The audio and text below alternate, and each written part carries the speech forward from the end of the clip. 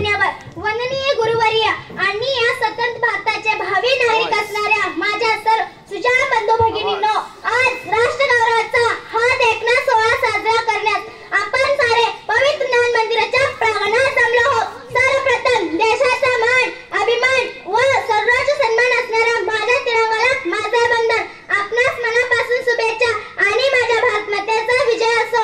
आज या राष्ट्रीय उत्सवाच्या निमित्ताने माझा मनोगतच विषय आहे, अजूनही लढतेच मी। खरे तर हा केवळ विषय नाही तर मुक्त आवाज आहे। प्रत्येक भारतीय नारीचा अर्थ किंकाळ आहे, प्रत्येक माता भगिनींची एक हुंकार आहे। या प्रत्येक स्त्री मनाचा ज्याला वाचा फोडण्याचा, कित्येक वर्ष श्वास गुदमरलेला मोकळा करण्याचा मी एक अल्प प्रयास करणार आहे। दरवर्षी 26 जानेवारी आला की आपण मोठमोठे ढोल बडून आता आम्ही स्वतंत्र आहोत असे सारा विश्वाला ओढून सांगतो। पण खरे सांगा, आज या भारतात पुरुषा इतकी स्त्री स्वतंत्र आहे का, बंधनमुक्त आहे का?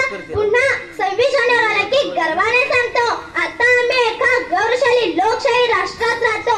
पण डॉक्टर बाबासाहेब आंबेडकर यांच्या लेखणीतून साकारलेल्या पवित्र घटनेतील न्याय, स्वातंत्र्य, समता इत्यादी अनेक आभूषणाचा वास्तवामध्ये कुठल्याही स्त्रीला पुरुषा इतका उपभोग घेण्याची मुक्ती आहे का? या प्रत्येक प्रश्नाचे नाही हे एकच उत्तर आहे। सांगा मग आता या लोकराज्याला, या स्वातंत्र्याला खरा अर्थ येईल का?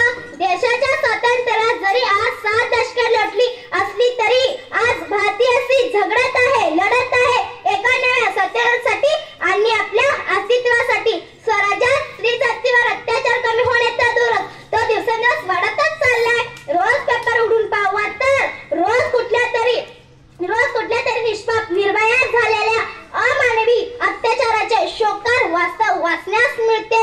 या देशाला गौरवशाली संस्कृतीची परंपरा आहे। पुराण काळापासून स्त्रीला समाजात मातेचे, देवीचे स्थान होते। प्रत्येक मराठी माणसाचे आराध्य दैवत छत्रपती शिवाजी महाराज यांनीही स्त्रीला माते सन्मान मानण्याची शिकवण दिली। शिवाय अभिमान आहे की याच मराठी मातीत शाहू फुले, आंबेडकर, भर शिकावे यासारखी पुरोगामी विचारांची मुहूर्तमेढ लावणारी आणि स्त्री जातीचा उद्धार करणारी अनेक काही रत्ने जन्माला आली। पण या सर्वांचे सार्थक तेव्हाच होईल जेव्हा देशात स्त्रीला पुरुषा इतका दर्जा आणि समानता मिळेल, कारण तीच या राष्ट्र विकासाची विजयी रथाची 2 चाके आहेत। प्रश्न एवढ्यावर संपत नाही। खरा प्रश्न राहिला तो स्त्री जातीचा संरक्षणाचा आणि अस्तित्वाचा। आज कित्येक गर्भात असणाऱ्या माझ्या भगिनींना कंप सुटत असत, मला हे जग बघायला मिळेल की नाही, मी मुलगी म्हणून जन्माला आली, हा माझा गुन्हा आहे की काय, काय माझेच आई बाबा माझे वैरी झालेत।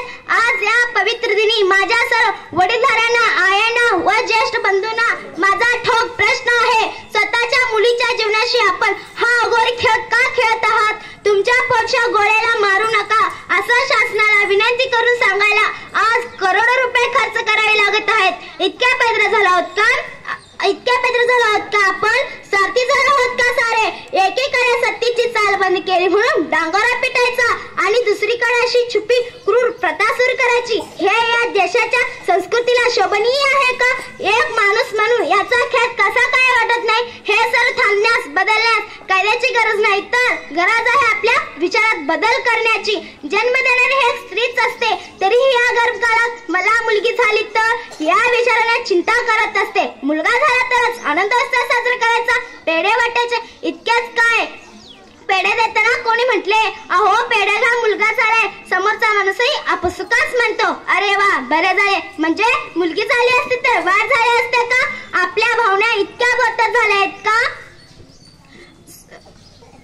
शेवटी आपणा सर्वांना कळकळीचे आवाहन करते, या माननी, स्वामिनी व संगीन असणाऱ्या या स्त्री शक्ती दामिनीला बंदिनी कालकिनी बनू नका, कारण तीच कारण स्त्री असेल तरच हे